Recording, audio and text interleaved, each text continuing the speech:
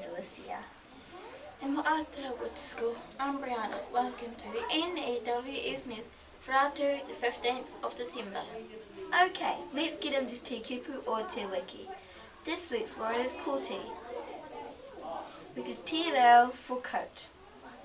As in, we are koti if it's raining. Kia ora. Speaking of health and safety, high-vis vests. Keep wearing them to and from school. Ka pai.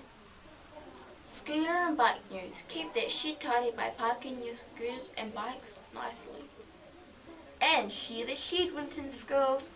Prize giving news. See you all there at 6 o'clock in full uniform. Kick-off is at 6:30. And congratulations to Room 4, who are pizza lunch winners for Term 4. Ka pai, Room 4. Okay, tomorrow is the last news for the year, so tune in for the last broadcast for 2015. And that's all for today. From everyone here at NEWS News Team, see you tonight. Haere rā, Winton School.